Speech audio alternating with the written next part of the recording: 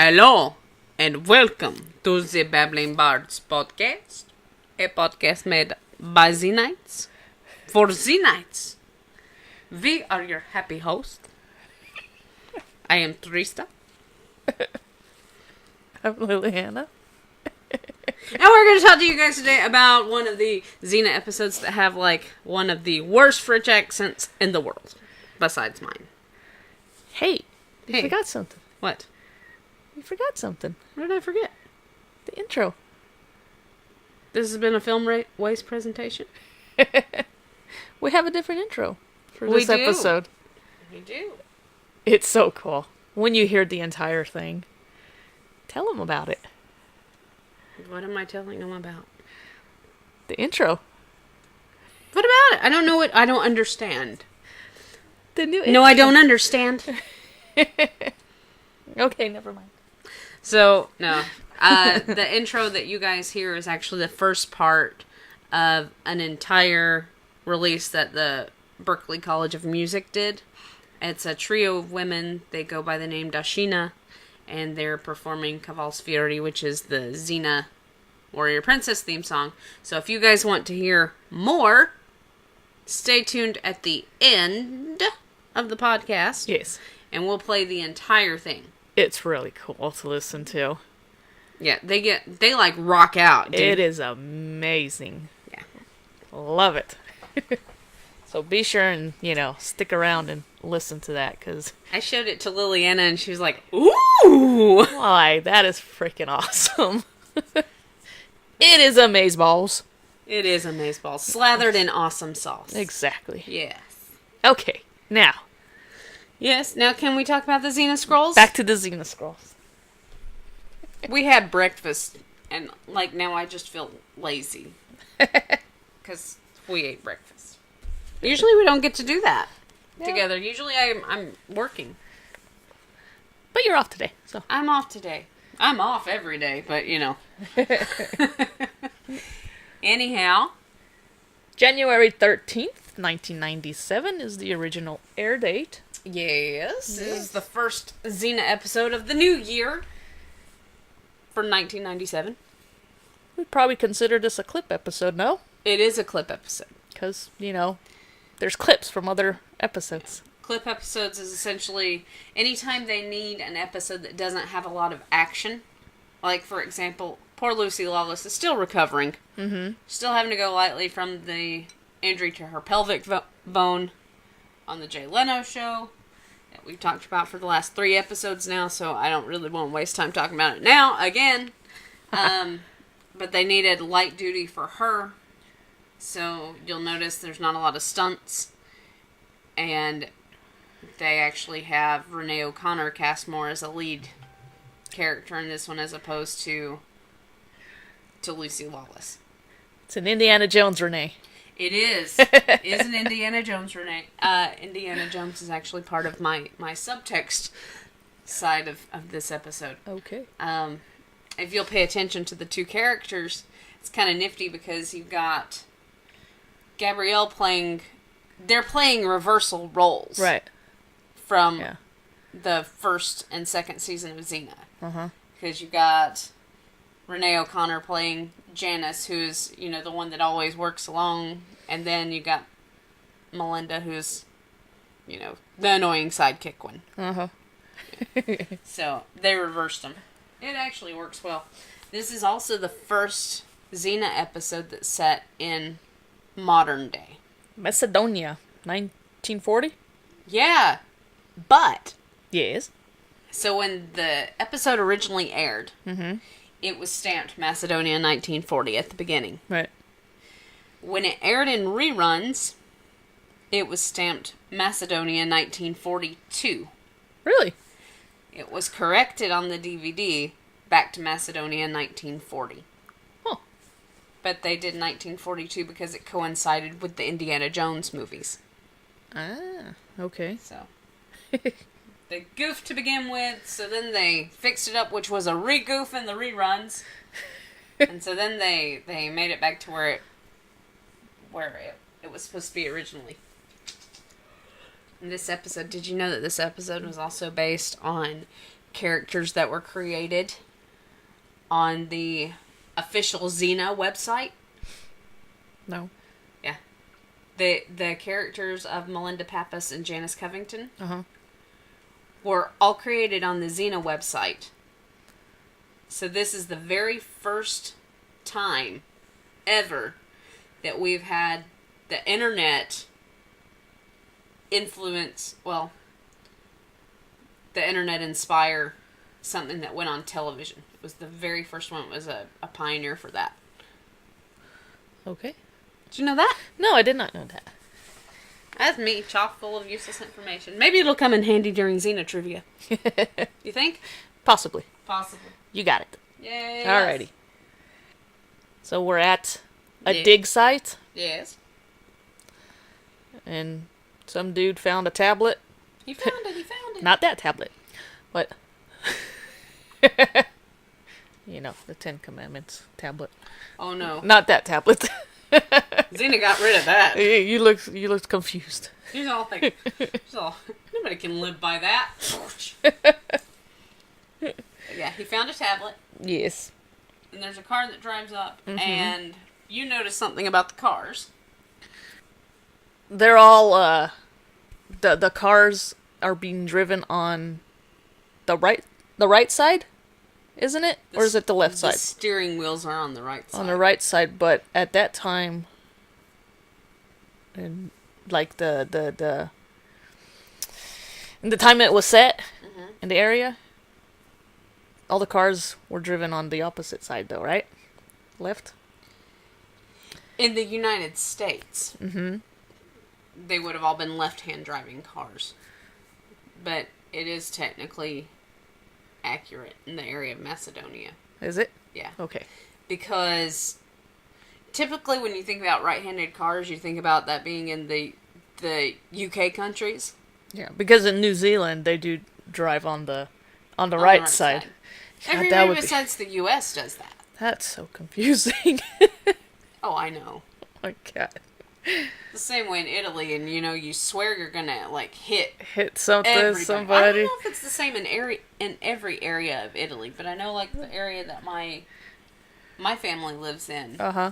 It's they're left-hand drivers. Then again, maybe my aunt just doesn't know how to drive. I don't know. I mean, but yeah, that would be like freaky to drive on the opposite lane. It's like, whoa. Have you ever taken a tour bus that drives in the No. opposite lane? I did that in the Bahamas. Oh my God. Freaked you out a little? You got somebody that drives like a bat out of hell anyway. And they're turning and it's just like, oh my God, we're all gonna die. You don't, but you really feel it.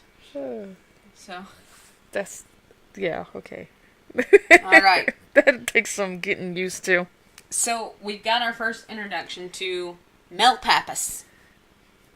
Melinda Pappas. And she's very, hello, anybody home? And you've got Jacques. Calling himself Jacques. It's actually Jack. But he calls himself Jacques for right now. With a very poor French accent. Yeah. Jacques. And he checks out Melinda. As she's walking past. Yeah.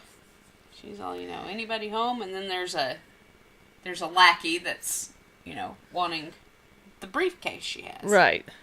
And then it's Dr. Covington to the rescue.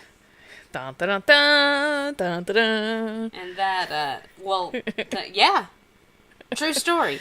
Because the very beginning intro, when you first got the setting pop up, and then when you first see Janice, if you listen to the music, it is a remixed version of Indiana Jones and Raiders of the Lost Ark. Do you know that? Did I teach you something? I'm gonna have to go back and listen to that because I didn't catch that or pay attention to it. I don't know. Maybe I did and just forgot because I do that. I'm a music junkie. Yes, so you are. I pay attention to everything. It's kind of, everything music related. It's kind of dumb, but I do it anyway. It hadn't killed me yet. It hasn't. Okay. True story. Okay. So, we see that Janice is like, no mess around. Right. Right. She doesn't have time to make small talk or pleasantries. Mm-hmm.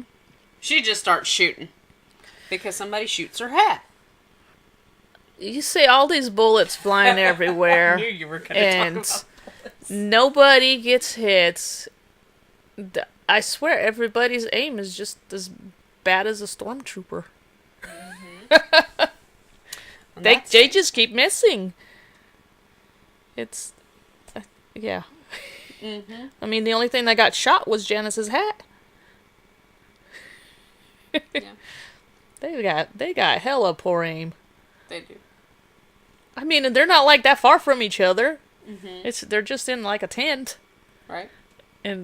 But yeah, okay. They're not even in the tent at that point, are they? No, they're in the standing tent. outside? No, they're inside the tent. Oh no, yeah, you're right. They're inside the tent. You're right. But yeah. So like, oh my god, all this massive gunfire and they're all misses. Dude, please tell me you guys noted the guy with the really, really bad fake mustache and sideburns. Because he completely reminds me of Xena when she was impersonating as Anthrax. You know, when she and Gabrielle were pretending that they were married and they were trying to marry off in Many Happy Returns. You know what I'm talking about? Okay. They were trying to infiltrate the bad guy's hideout. Mm-hmm. So Xena dressed as Anthrax with that really bad disguise. Yeah. Okay. You know what I'm talking about? Yeah, I know. You ruined my sacrifice! That one? Yeah. But that's what it reminds me of. Like, the crappy stick-on mustache. Stick-on mustache, yeah. But yeah. So, guns blazing, Melinda getting caught, Janice shoots the dude that caught her. Doesn't shoot the dude, just shoots the thing. No, she shoots him. She shoots the thing that's behind him, and it like clunks him on the head a few times. Yeah. For some reason I thought she shot him. No, she didn't. She didn't shoot him. Because she smacks his gun out of his hand with her whip. Okay, that was a different one. The one that grabbed Melinda. The one that grabbed Melinda, so that... yeah, she shot... There was this thing, like, hanging behind him, and she shot it, and it, like... hit him on the head a few times. The noise now. I got it now. Okay. Yeah. So, that knocks him out, and then she uses the whip. I would have shot him. I know. But I'm guessing she didn't want to, risk shooting Melinda, but I doubt it would, shoot her because none of the bullets are shooting anybody. They're shooting everything else, but but that. At the time, Janice didn't know who Melinda was. Right. Because that's the first thing she says to her is, "Who are you?" Yeah. And she's all, "I'm Mel Pappas. I'm looking for Dr. Janice Covington." And she calls bullshit on that. She calls bullish. Oh my god. Bullshit. Yeah. And she's listing like all these credits for Mel Pappas. Yeah. And she's like, he died a year ago. Yep. And she's like, well, I know that. I'm Melinda. I'm his daughter. Male for short. Mm-hmm. So. Lucy Lawless's accent in this one, it cracks me up. It's supposed to be a southern accent? Yeah. It's supposed to be. She actually has a southern accent really well. Mm-hmm. Because she sounds very docile and very lazy. Which are your two key elements for a feminine southern accent. Because if you'll ever notice when anybody's spoofing like a southern female, well, I do declare. We don't talk like that. We don't. I do declare.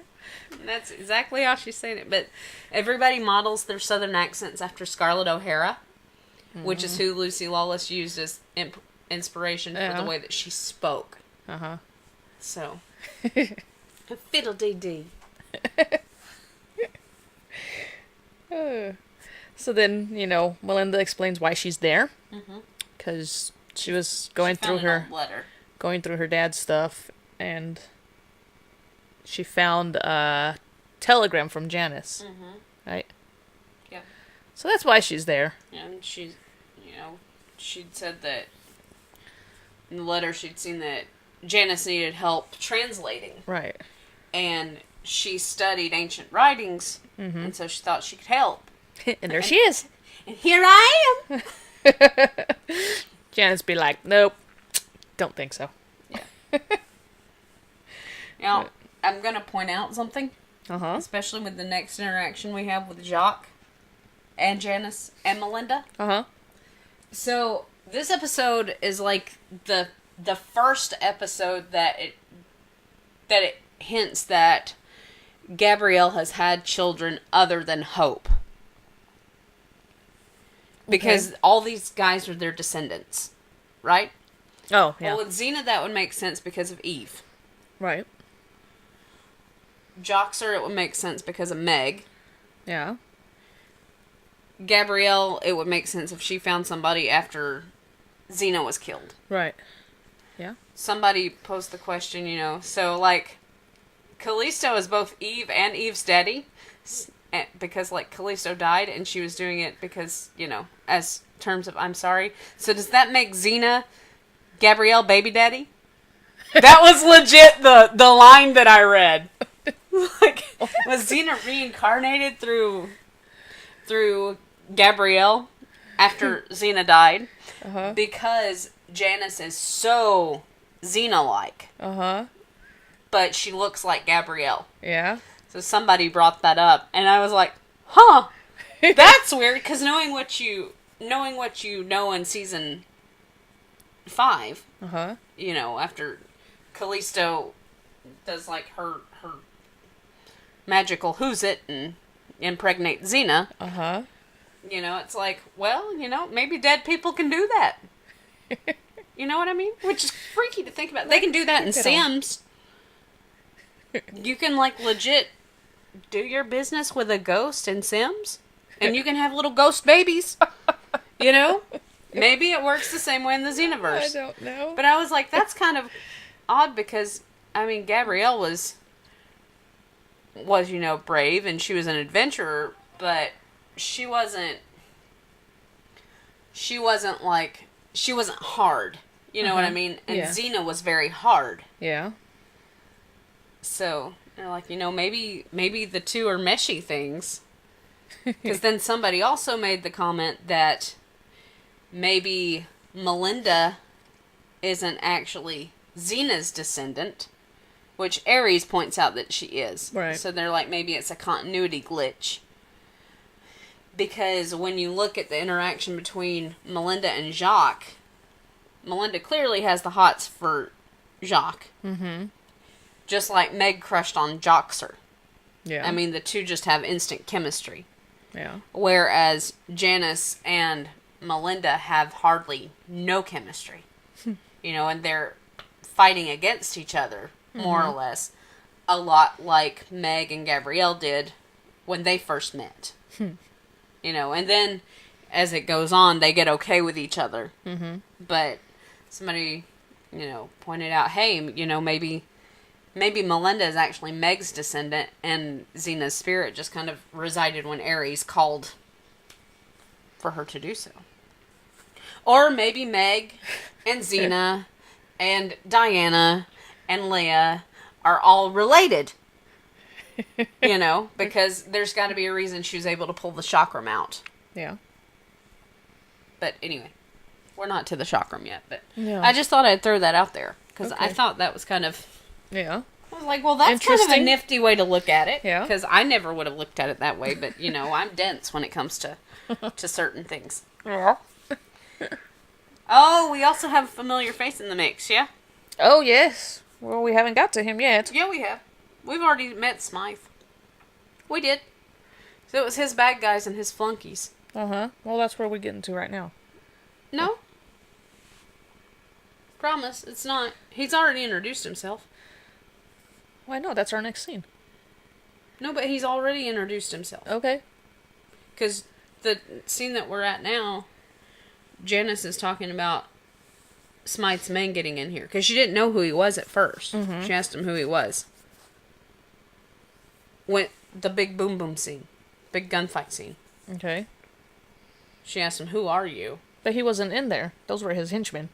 I know they were his henchmen. Okay. But, yeah, he was in there. Okay. So Janice and Mel leave the tent. Yes. And Janice is wanting to know how the henchmen got in the tent. Right. Yes. And Melinda just wants to know why they want her briefcase. Yeah. Why did they want my briefcase? But, yeah. And she wants to know who Smythe is. Melinda does, yeah. Yeah. Who's Smythe? And Janice just tells her, you don't belong here. Go on, get out. I'll get one of my guys to take you back Take you back. Yeah. And then, Janice says that they must be looking for the tablet? Tablet. So. The iPad? Yes. Or was it a Kindle? I don't know. Okay. So, and then we have one of, I guess, Janice's guys who stumbles and falls, and he's been, stabbed in the back. Haven't we all at some point, really? And then all the other guys around there are like, oh no, it's the curse! The curse! So they're all scattering. Why is it always a curse? Why are twins always cursed? People just go there to rest. Because they're at, an excavation, is that the word? Excavation site? And usually, stuff like that, people think that, there's curses involved or some shit like that. I don't know. But they're all freaking out and scattering because, they think he got stabbed in the back because of the curse. I don't know what curse, but it's a curse. Well, then I've been cursed my entire life. But yeah, and Janice is just like, there's no curses, it's just a knife. Alado! Come back. Because they're all running away. Yeah. But, I want to know why she's speaking Italian in Macedonia. Was it Italian? Alado. I don't know. I don't know. Alright, you say venga. Mm-hmm. But. And then, Melinda wants to know why all the hoopla, I guess, about whatever's hidden in that area. And then Janice goes on to explain, that it's the most important archaeological find of the century. Mm-hmm. The Xena Scrolls! And then we got our first clip, which is the one from Callisto. Mm-hmm. And Janice has them mixed up. Yeah, so she's reciting the story, but she's flipped Xena and Callisto around. Yeah, she's got Xena as the blonde and Callisto as the dark-haired one, and Melinda corrects her. Right. Wait a minute, Xena's dark-haired, Callisto's blonde. She was an imposter. Right. But the rest goes like this. Mm-hmm. And then she continues to go through explaining the whole ladder fight sequence. The fight scene. Where Xena's saving Gabrielle from Callisto. Yeah. And then we're back in the tent. And then, Melinda's saying how her daddy taught her to read ancient syntax. Syntax. Yeah. Okay. And that she could be a great help to her. Mm-hmm. And do you realize how much that sounds like when Gabrielle's telling Xena in Sins of the Past? I've studied maps. I could be a great help to you. Ah. Yeah? Yeah. It's an echo line. What they call an echo line. Ah. I didn't catch that, but yeah.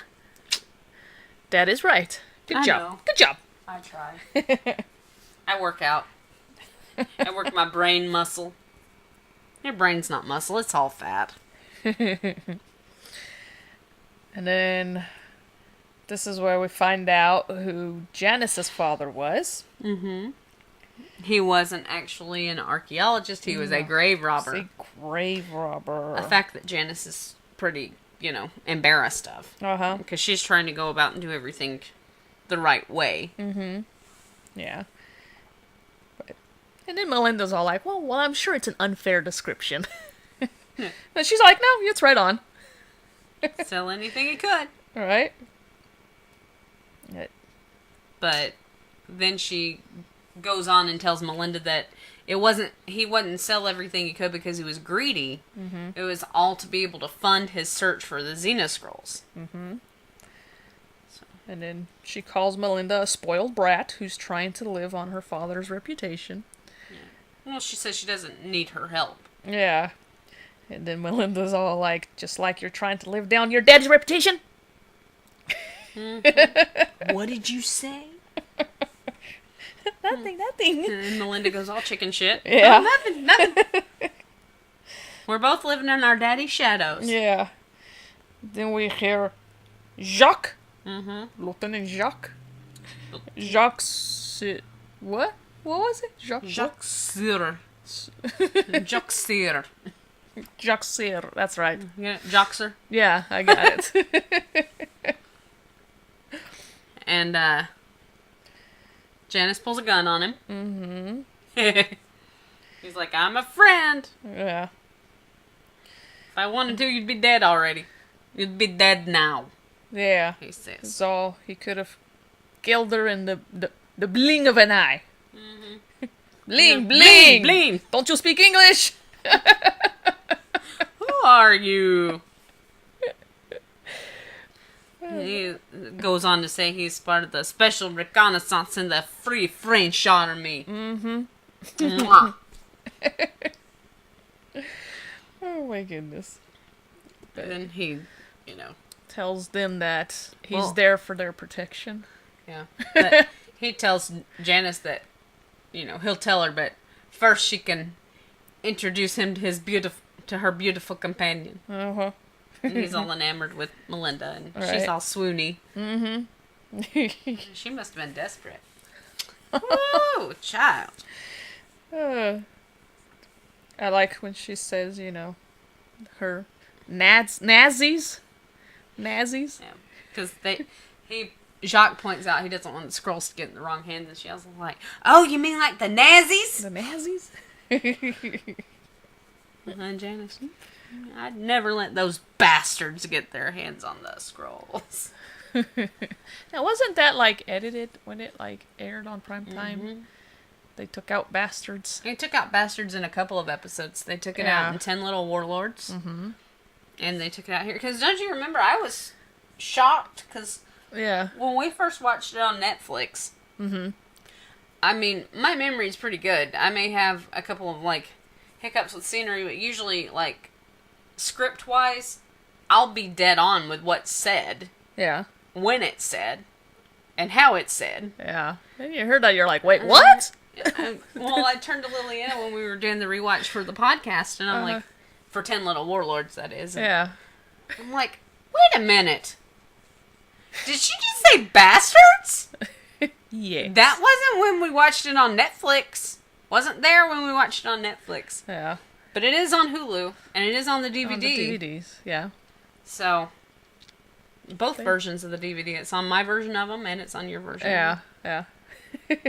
Liliana's got the big fancy collector's editions of the DVDs, and I've got the slim set.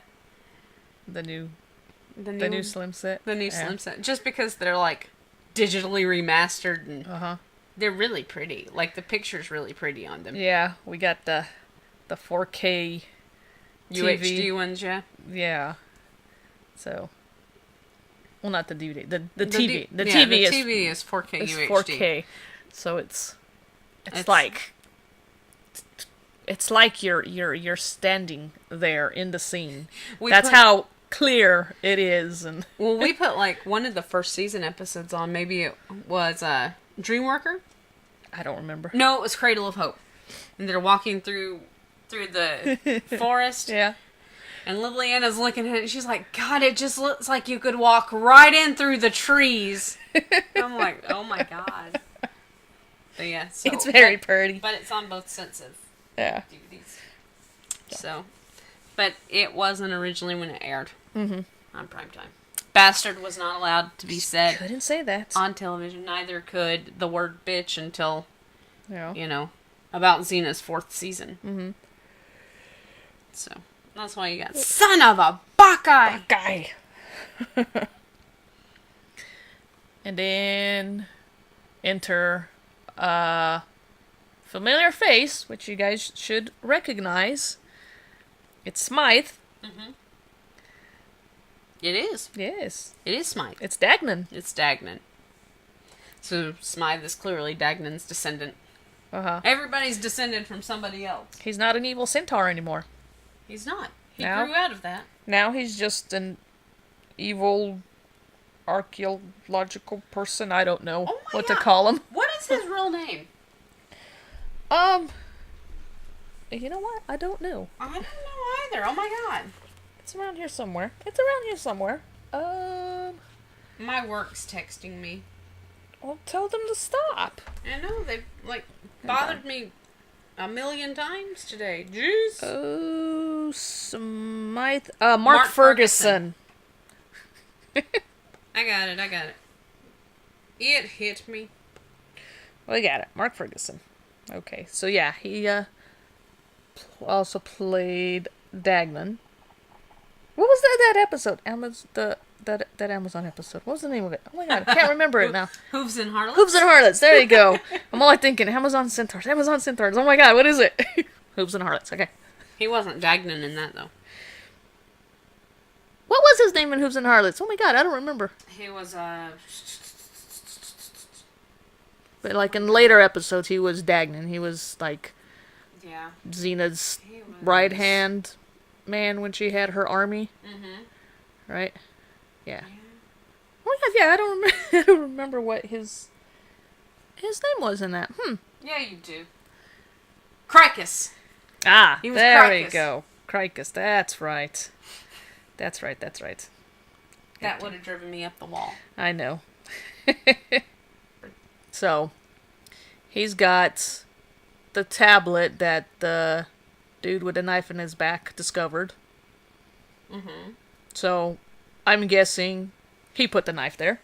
So, My work is falling apart. he probably just misplaced it. They usually are when you're not there. I know.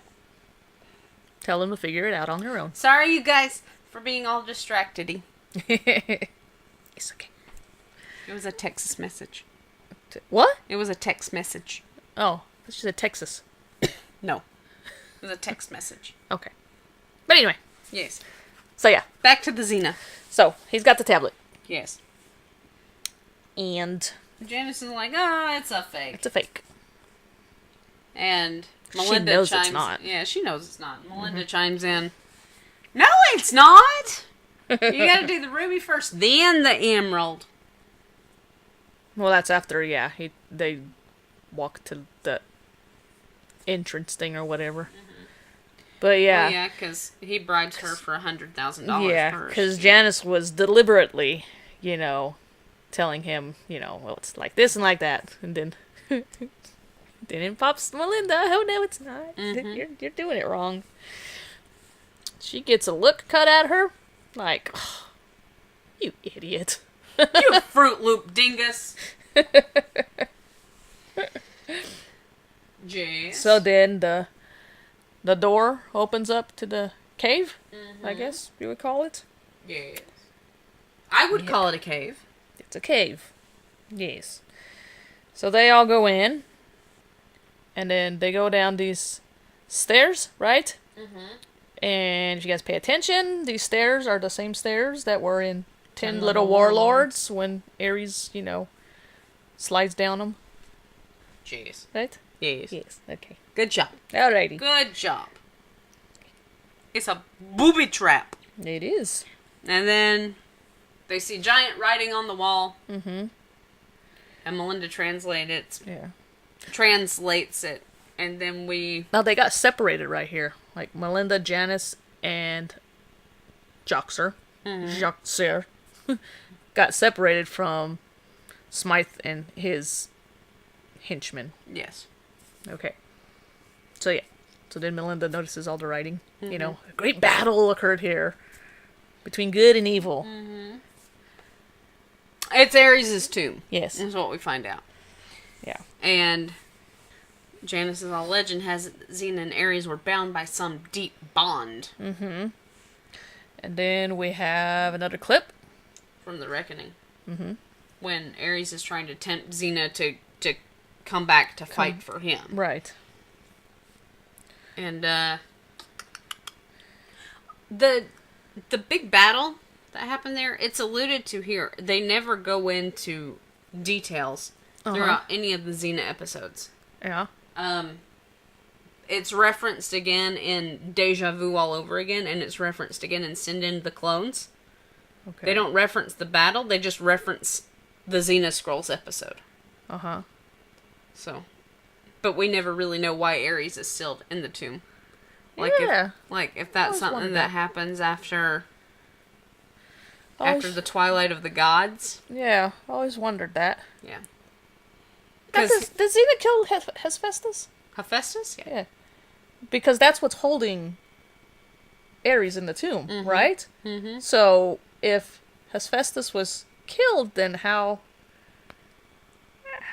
did that happen? His power's got to go somewhere. Huh. What do you guys think? I mean, yeah. The Eye of Hephaestus is what's holding him. Yeah. The object itself is enchanted. Okay. Make more sense? Yeah. Because it's not like Hephaestus's chains are holding him. Yeah. Because they wouldn't have any merit with Hephaestus not being alive. Yeah. You know? But Eye of Hephaestus would have been enchanted. Yeah. But yeah, I mean, I've always wondered too how Ares got in the tomb. It's never discussed. No, never it's talked not. about. There are a couple of theories out there that maybe that happened after the Twilight of the Gods because Ares was not in the very last episodes of Xena. Uh-huh. Obviously, because it took place in Joppa. Japa. Okay. Yeah. But he wasn't... Old Ares had a farms the last time you see Ares. Right? Oh, God, I don't remember. No, you were there. So the last episode you see Ares in, and he's still, living on the farm. Remember? No. You were there as, the Okay. third from last episode. Okay. And, yeah. He's still living on the farm, and he's still, trying to go through day-to-day life as a mortal. So then how did he get his powers back? It's the You Are There episode. Remember? Xena goes and gets the golden apples? Oh, yeah, that's right. The apples. Yeah. Duh. Oh, my God. That's okay. I totally just cut her. The lights are on in the mall, but nobody's shopping. Look. Obviously. I mean, duh. Completely forgot about that. The You Are There episode. Yeah, no. Follow the love. That's right. Oh my gosh. That's okay. I had a duh moment. That's right. So, I mean, it's because of the way the tomb's laid out and the Xena Scrolls being inside the area where the tomb is, and the chakram being, the dark chakram being in the tomb, Yeah. one would have thought that Xena would have sealed Ares at one point. But this episode's also one of your biggest for continuity errors. Mm-hmm. Because the writers hadn't conceived how the series was going to end. Right. I mean, they didn't know they were going to chop Xena's head off right now. They also didn't know that they were going to write in the super chakram. Otherwise, it would be the super chakram that they found in the tomb instead of the dark chakram. Because the dark chakram was tempered by the light chakram.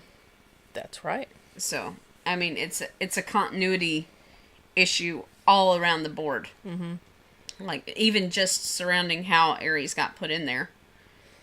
Because, I mean, we know why the chakram's broken in half. Because they had the thought process already. Because they would have already been in the middle of writing season 3. Mm-hmm. And possibly parts of season 4. Because some of the season 4 episodes were written before some of the season 3 episodes were. Yeah. And so we already know why the chakram is broken in half. It's because Callisto... Ides of March. Ides of March, yeah. Callisto where, chunks it, and it breaks in half. Yeah. So one would think that that would be why. But it's still not historically accurate because that chakram doesn't exist after season 6. That's right. Well, technically after season 5. Yeah. It's season 5, not season 6. Because we get the super chakram in the episode Chakram, which is the second episode after Fallen Angel. Second episode of season 5. So, you know. I just went on a giant loop. I am so sorry. Why? I don't know. I had to talk through that to make it make sense in my head.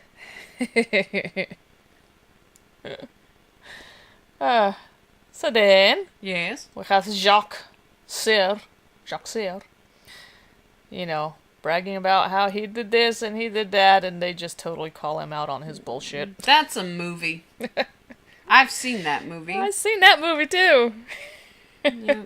But who gave them the inspiration, right? Right. Who do you think gave them the idea? The idea, yeah. And then, Melinda is like, you know, well, what do we do now? And Janice is like, we find the scrolls, we get out of here. Don't touch anything suspicious. Right. Because, you know, booby traps to stop grave robbers. And so Melinda pulls a ring. It doesn't look suspicious. No. In her defense, it doesn't look suspicious It at didn't all. look suspicious at all, no. So then... She told her, sit down, stay out of my way. Yeah, So when Melinda's butt plants down on the rock, the scrolls are revealed. Appear. Dun, dun, dun. And she's trying to get, you know, Janice and Jacques' attention and, you know, hey, look what I found. Yeah. And they're just like... I said sit down and don't talk. So you're like, okay, I'll do some reading while I'm sitting and waiting. Oh, my. Did you ever hear about Xena's true love, Marcus? Mm-hmm. Now, Liliana, was Marcus really Xena's true love? No, it's Gabrielle. Is it Gabrielle? Yes. Is Marcus just an idea of true love? I guess.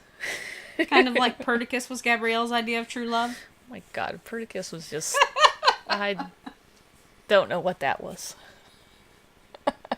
That was pity. It was pity. That was pity. She felt bad for him. That's all it was. That's your story and you're sticking to it? Yes. Okay. It was a pity marriage. That's what it was. I agree. Had to be with the teeth that fella had. His teeth were all gimped up. I don't have an issue with people with messed up teeth, but, you know. And the fact that he, like, totally shrunk from season 1. He did. He wasn't even a tall, strapping fella. He would have gotten He just dropped a couple of feet. He would have gotten a pork belly quickly. Beer belly. Really quickly. More ale! So then we have, you know, clips from Mortal Beloved. Yes. And we got the whole fight with the harpies. Mm-hmm. And then we get to see the head, and then we got Marcus telling Xena, oh, keep thinking of me. Xena don't think about Marcus anymore. That's like old news. That's like Gabrielle thinking about Perdiccas. Come on. Right? And then Janice, when she realizes she's reading, like, the scrolls! Mm-hmm. I'm gonna prove him right with this discovery. Right? And, Melinda's like, well, I'm very happy for your daddy and you, but when you say it's our little discovery. Yeah. He's like, you think I'm gonna give you credit for leading me? Who cares who gets the credit? Right? Pick up these little pieces of paper and get out of here. And then we see the chakram. Yes. Ooh. Janice tries pulling it out, but it doesn't budge. Nope. So if she couldn't get it out, I mean, she doesn't think Melinda can get it out. It's Xena's most powerful weapon. It just slid out like, you know... Like butter. Like butter. We already talked about it's the wrong chakram. Yes. Yes. Yes. So... And then the chakram starts searching for its other half. Starts leading Melinda to the other half. She's just like, whoa, whoa, whoa, oh my. And then Smythe has the other half of it. He's got the other half. Oh my. And so Janice is telling Smythe not to shoot because they've come to Melinda's rescue at this point. Because they've gone looking for her. Because the sound from the shooting, the vibrations would cause a rock slide. Right. Trap everybody in there. Right. So. And Smythe's like, well, nothing ventured, nothing gained. Mm-hmm. And so Janice takes his gun. With her whip. Yep. Takes it. She fires it anyway. Mm-hmm. Get the girl. All right. Don't tell me what to do. Mm-hmm. Janice is like, move. And so Jacques goes to get Melinda. And Melinda, it cracks me up because he's trying to rescue her. Uh-huh. So he's tugging on her. She's like, quit pulling me. It cracks me up. And then Janice goes to shoot. And Smythe's like, rock slide. Mm-hmm. She shoots anyway. Yeah. Now, at this point, did the chakram come together? I can't remember if it was here. It wasn't together yet. Because when the chakram goes together, that's when Xena again. Oh, yeah. Yeah. Jack's like, what did I tell you? This place is cursed. That's right, because they go into another room, and then the torches all light up. Because now they're at the heart of Ares' tomb. Yeah. Janice is like, oh, spontaneous combustion being, dormant embers being hit by oxygen. Dormant embers from like 1,000 years? Yep. I mean, is that possible? No. I didn't think so. It's not. Nope. But, so Jacques is kind of having a little freak out moment. Mm-hmm. Janice smacks him. Pull it together, man! You must know some kind of curse. My grandmother, she was a witch. Boil, no. There's oxygen. There's no oxygen. I can't breathe. I can't breathe. And he gets smacked. And then Smythe pops back up. No more games. I want the scrolls and the chakram. And then this is where the two pieces kind of... Mm-hmm. Shazam! Shazam! So, Melinda gets knocked out. Yeah. She's unconscious. And she's got the chakram in her hand. Mm-hmm. Janice goes to try and help Mel. Right. And then we see a tomb opening up. And it's Ares rising up like something out of the original Dark Shadows movie. Or Dark Shadows TV show. So, and they're kind of clueless as to who it is. Mm-hmm. And then Smythe is all like, I found this tomb first or something. It's mine. It's it. How is it his? Because he found it first. But he didn't rise up out of the tomb. So clearly he was not there first. Ares is like, go ahead, take your best shot. Uh-huh. So they try to shoot him and, bullets just... It doesn't faze him. And then Ares does his thing where he makes them shoot each other. And then the knife thing, which is pretty cool. Yeah, those things just came out of nowhere. Yep. God of War. Yep. My God. And then, Oh, you're not ready for the duck weave? What? Jacques. Duck weave. He's all like, he's telling the girls, I won't go down without a fight. Right. Stands in Ares' face. Captain of the boxing team. Mm-hmm. Oh, you're not ready for the duck weave? Huh? Josh's just like, oh, please. And he knows who he is. Calls him out. He's a brush salesman from New Jersey. Yeah. And thinks he can defeat the god of war. Janice is like, brush salesman? And then he loses his accent. I lied. Now he's got a Jersey accent? Mm-hmm. How's his Jersey accent? Takes off his mustache. Well, How are ya? Janice rips it off. How are ya? Doesn't she? Yeah. No, he pulls it off. Does he? Yeah, he pulls it off really slow. He starts to, and then Janice finishes it off for him. And, Victory Brush Company, Hoboken. Yeah. So, I mean, Janice is curious as to how this brush salesman from Jersey knew about the scrolls. My guess is a family tradition passed down from ancient times, because Ares knows who everybody's related to. And so at this point, Janice thinks, oh, you're related to Xena? And Ares laughs. His Ares laugh. No, not Xena. And then we got a clip from Callisto. And it's the one where Gabrielle's kicking Joxer's ass. Right. And Ares is like, he's the guy that gives warriors a bad name. Mm-hmm. And Ares is like taunting Joxer. Yeah. It's like, kept your family's rep intact. Mm-hmm. And then he's giving background, thousands of years, I've been trapped here. Yeah. And then waiting for somebody to claim the chakram. And then this is where Janice thinks that she's a descendant of Xena. Yeah. She's like all proud of it. I'm a descendant of Xena.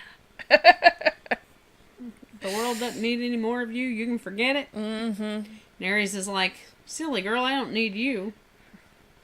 He's like, oh, you're related to somebody in the scrolls, but it's not Xena. Think irritating blonde. So immediately she goes to thinking Callisto. And then we got another clip from Callisto. When she catches Xena's chakram.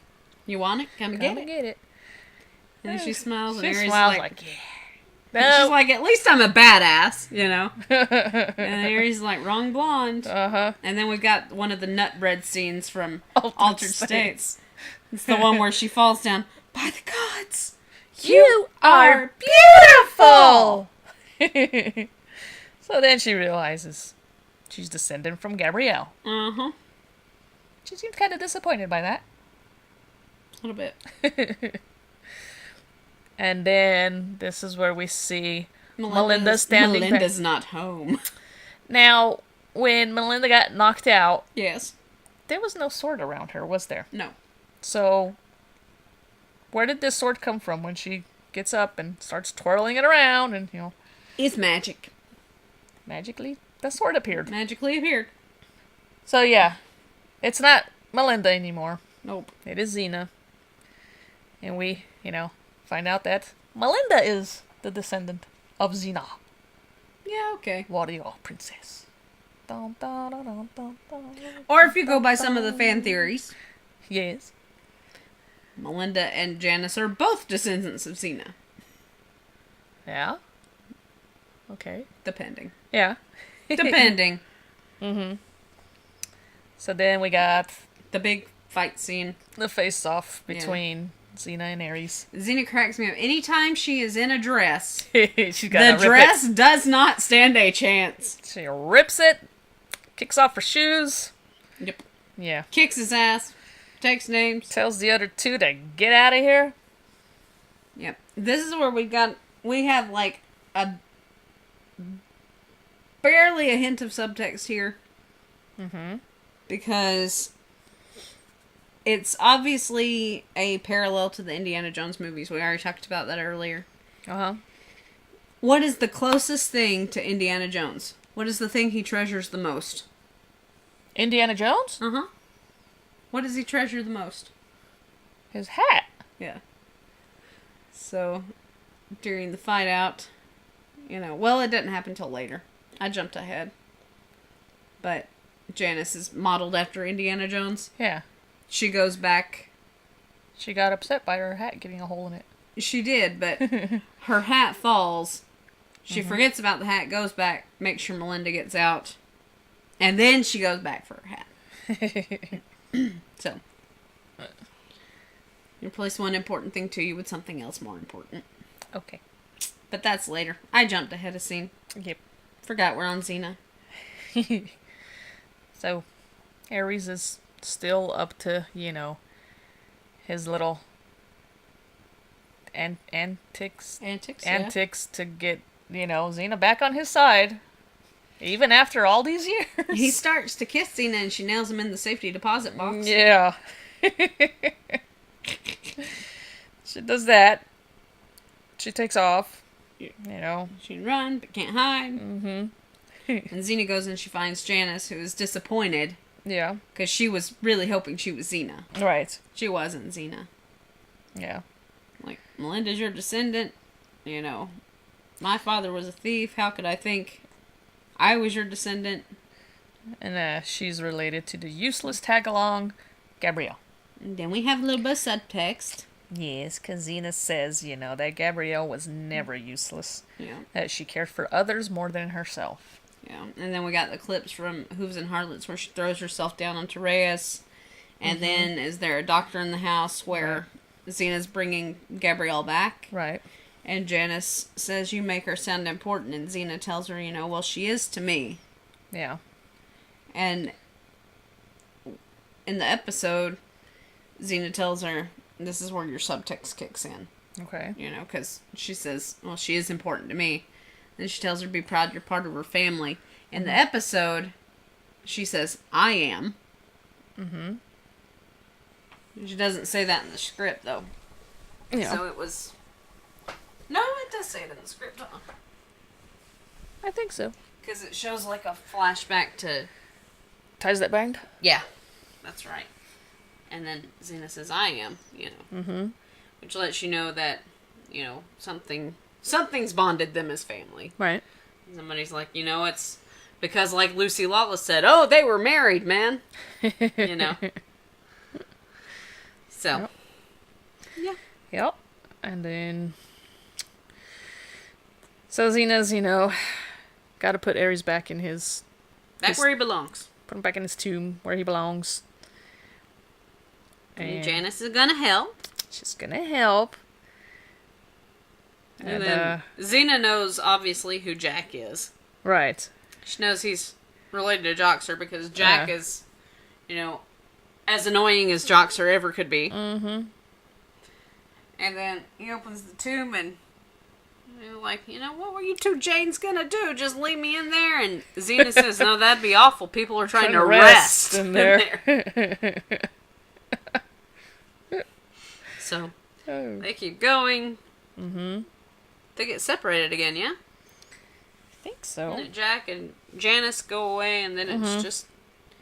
Yeah. They get snatched, and they're on the pole. Yeah, that's right, because Ares snatched him. Mm-hmm. Tied him up to this cement... A big pillar. Big pillar, yeah. With this big old ball, spiked ball, swinging back and forth. Yeah. Knocking off a chunk each time. They keep ducking. So Ares is using that, as leverage to get Xena to release him. Uh-huh. Because Ares knows the quickest way to get to Xena. It's through Gabrielle. Mm-hmm. So. And so of course he's going to know, somebody with a face like Gabrielle's, Xena's not going to be able to... Right. That was one of Xena's hardest battles with Hope. It's because Hope looked like Gabrielle. What? Sorry. What? Oh no, that just made me think of the new story that you're writing. Oh my god. Sorry, can't share any details about it, but oh my god. She was reading it back to me the other night and I was like, oh! I wanted an opinion, and Liliana gave me hers. That was like, holy shit! So yeah, she needs to finish it, so, So Liliana knows what's happening. Yes. So when it's done, maybe you'll post it up on the site. Oh, I like will. you did the other ones. I will. You guys are going to be like, what the fuck? Well, the other one, I only have one that's completely That's done on the website. Yeah. More will come. But anyway. Yeah. Back to the show. But that just popped in my head when you mentioned Hope. Oh, Joxer, what is it? Oh, he wants to come cuddle. You want to cuddle? You want snuggles? He wants to cuddle. I'll move. Are you going to go on me, or are you going to go on Mom? He's undecided. No, he's going under the cover. He's going to go lay on my lap. Uh-huh. Okay, move your tail. Oh my god. No, he's gonna lay on you. Oh, here he comes. He's Okay. on you. All right. He's sandwiched in the middle. He's a happy kitty. He's right under the microphone. Hey, doctor. So I'm going to use your head as a stand. Okay? Aww. I did that one time. With the calculator. I did that one time. Yeah. I was like in the middle of doing something. He just popped down on my lap. I'm like, ah! So I just put the calculator on his head. And I mean, he was fine with it. He didn't move or anything. Jocks, are you so tired? He was my little mini stand. Anyways, okay. Back to the show. Yes. So...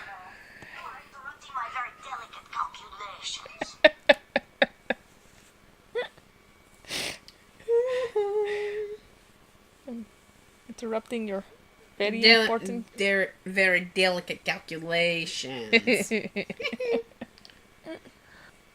Okay. Keep talking, Liliana. This is my work once again. Mm-hmm. Okay, so yeah, Ares wants out. And then he's like, you know, the world's become a glorious place. Mm-hmm. So he's loving all the new weapons and Hitler and yeah. So he wants out because God of War, he wants to go wreak havoc. So Xena agrees, you know, to release him, but does she really? So she makes it seem like she's going to release him. Mm-hmm. Throws the chakram. It doesn't quite hit the eye of Hephaestus. Hephaestus, yeah. Hephaestus. But Ares knew she would do that, though. So then he deflects the chakram to hit it. Mm-hmm. And then up goes the tomb door. I guess you would call it, yeah. Yes. Ares thinks he's gonna be free, but Xena's all into getting Jack and Janice out of there. Mm-hmm. So they go and she's holding Ares off. Right. And she fights. So Jack and Janice are able to get out. Mm-hmm. And Ares gets Xena by her neck. Mm-hmm. And Janice uses her whip. Yeah. Grabs his hand. Mm-hmm. Does she use the chakram again to hit the eye of Hephaestus to close the door again? I can't remember. Yeah, she has to hit it again. Okay. So she does that. It starts coming down. Mm-hmm. You know, Jack and Janice are able to make it out. Yep. Xena, which... can't get out. Janice goes back for her. Mm-hmm. This is the scene where I was talking about with the hat. Oh, yeah. Yeah. Okay. Because she loses the hat, but she goes back and gets Melinda. Yeah. And she grabs the hat afterwards. She goes and grabs the hat. And then door comes down on top of Ares' hand. God, that's gotta hurt. Mm-hmm. So then he's, trapped again. And then Xena is back to being Melinda again. And she's just like, oh my. Mm-hmm. And then they blow up the entrance to the cave, right? Yeah. So it seals Ares in there. So it's sealed, yeah. And kaboom. We got a discussion between Melinda and Janice. Because Janice is saying that, you were right. And Melinda's like, well, about what? Because she's not Xena anymore. No. Xena's spirit has been left in the tomb. Mm-hmm. Melinda's back to being Melinda. Right. And Janice tells her, we were both living in our father's shadow. Yeah. And Melinda says... time to step out of their shadows. Right. And show them what we can do. Right. And we got another little bit of subtext right here. Uh-huh. You know what it is? Do you know what I'm going to say? What are you going to say? No, you tell me. Oh, I don't know what you're going to say. Oh, okay. Do you know what the subtext is? What is it? Because she says, maybe we need to step out of the world and show them what we can do. And Janice says, together. Together. And Melinda says, well, not if you don't want. And then she pauses. If you look on the screen at Melinda's mouth, her lips press together like she's going to say me. But she stops and she hesitates. And she changes it to 2. Huh. So instead of it's So instead of it being, not if you don't want me, it's, well, not if you don't want to. Huh. Never noticed that. Yeah. Okay. Somebody pointed that out. Was like, God, what was their... Melosa's Minion was their screen name. Oh, okay. And on one of the subtext forums, so... I laughed. So, they leave, and then... Well, I pointed out to you, because you didn't notice it. Oh, okay. If you watch Lucy Lawless's face when Jack's starting to leave... Uh-huh. And, he tells Melinda that she's a sweet-looking tomato with a nice set of gams. When he turns his back to her, all the scrolls are flying out of his backpack. Mm-hmm. And one hits her, and then another one hits her. And Lucy Lawless's face is just like... Watch it. Okay, all right. Because Lucy was like the queen of being able to save shots. Uh-huh. There's several scenes that Lucy saved the shot in. There's actually one in the episode Ulysses coming up. We'll talk about that then. But there's a couple ones where Renee O'Connor almost smacked her in the head with a staff. And she's like, oh shit. But, so anyway, keep your eye out for that little oopsie there. Mm-hmm. The scrolls flying out and smacking Lucy. Yep. It's pretty humor RR. What? Humor RR. Humor RR. Okay. It's funny. Humor RR. Oh. Nothing. Okay. Never mind. Anyways, so 50 years later. Flash forward to Renaissance Pictures. Renaissance Pictures. We got Ted Raimi. But he's not Ted Raimi. He's credited as Ted Kleinman. Oh, yeah? Because he's Jack's great-grandson? Something like that. Yeah. Oh. Maybe just his grandson. Maybe it's Jack's grandson. Mm-hmm. But I don't know. When he's in the credits, they were his grandfather. It was his grandfather's. Yeah. Yeah.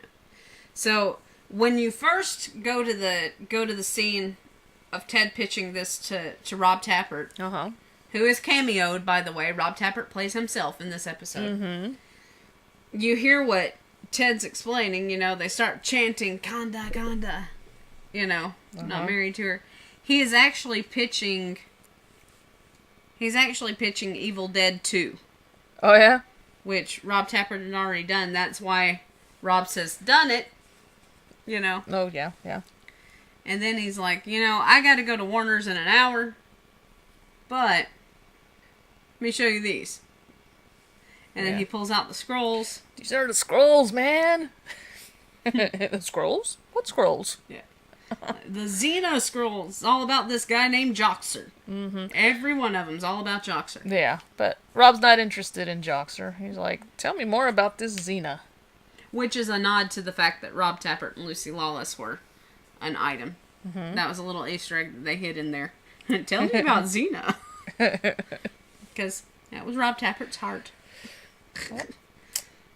And that's it. And then, when he says, tell me more about Xena, then the opening credits. The credits. Roll. She was Xena. A mighty princess forged in the heat of battle. Yep. That's it. That's the episode. That's it. Disclaimer in this episode was no Hollywood producers were harmed during the making of this production. Yeah. Something like that. No Hollywood producers were harmed during the production of this motion picture. There we go. There you go. You got it. God, I struggled with that one. Damn. A little bit. And it was so short. I know. I was like, hey, we'll nail this one. We usually get tongue-tied on the disclaimers when they're lengthy.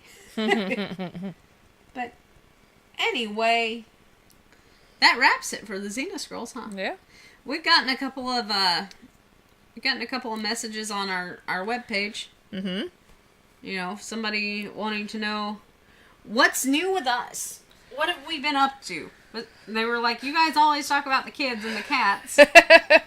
What are you guys up to? What's new for you? The kids and the cats. The kids and the cats. The life of a parent, right? Oh, jeez. So, yeah. Liliana, what's new for you? Nothing really. Nothing really. I can think of a couple of things. What? Well, I mean, you're going to start with the painting. Oh, yeah. Starting to get more into painting. I did a Zelda painting. I think it came out pretty cool. It came out super cool. She's going to do a couple of Xena ones. Yeah. I need to do that. So, I'll do them. Depending on how they turn out, I'll throw up some pictures of it. Yeah. If they come out good, you can see them. If they didn't come out so good, then yeah, you don't need to see them. Sure they do. As far as me, I've got another fanfiction competition I'm doing. Mm-hmm. The story that Liliana was popping off about a little earlier, as one of the ones I'm entering. Plot twist! Plot twist. Is one hell of a plot twist. Let me tell ya. But I'm always, freaking worried about stuff like that. I'm my own worst critic when it comes to writing. Oh, she is. But yeah. I was reading, what I had gotten so far to Liliana when I was on lunch yesterday. Uh-huh. And she thought she had it all figured out. She thought she knew what was going on, and then I read it, and she was like, "Oh! Shit!" So, maybe you guys will like it. Yeah. If you read fanfiction, I'm honestly not a fanfiction person. No, she is not. I got challenged to write a fanfiction. Mm-hmm. And that's how the Babbling Bards came about, actually. Yeah. It's because I needed a website to be able to publish fanfiction on, because if you don't copyright it, if you list something on a website, it's an instant copyright because it's dated. Right. If you don't copyright it and you enter it into a competition or something like that, somebody's able to steal it, and you have no way of proving that you wrote it first. Right. So I needed a place to be able to copyright the fanfiction before I submitted it. Yeah. And so that's how the Babbling Bards came to be. Yeah, because Liliana's like, we should just do a Xena podcast. Yeah. So I was like, podcast, website, throw everything up there. Bada bing, bada boom. Yeah. Here it is. We even have a store on the website. Liliana makes Xena keychains and bracelets. Just made the one the other day. So it was a Buffy one though. Yeah. Someone had ordered it out of. They're entirely customizable. Yeah. We were actually thinking about, because at the Xenite retreat they have Sunday night the Black Wolf Market where you can sell your stuff. I was thinking about doing that, but I would need more time. Yeah. And there's stuff that I need to order to make them. Yeah. So maybe next year. I think we'll do it next year. And plus we're the first year we're kind of just going to go and enjoy the convention. Enjoy it. Yeah. See what it's all about. Meet people we haven't gotten to meet yet. Yeah. It's like those of you guys that listen to the podcast, we hardcore want to meet you. We know one of you is going to be there. Yeah, we know Robin Godfrey's going to be there. She'll be at the dinner too. Yeah. The charity dinner. Yeah. So excited about that. Yeah. We get to say hi. Yeah. So that's what's new with us. Yeah. We keep you guys pretty in the know with what we're doing. As far as the Xenite retreat's new for us. Yeah. You want to talk about the contest? So we've been thinking about doing a contest where you guys can submit ideas for a logo for the Babbling Bards. Yeah. You design it.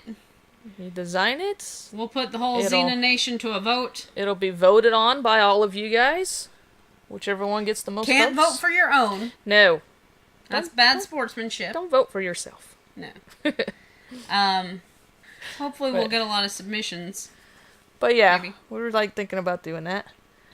And yeah, and then once we get everybody's submissions, we'll put them all out there and have you guys vote on them. Mm-hmm. Whoever gets the most votes, we'll use that as our logo on our Facebook and Twitter and yeah. And there's a prize.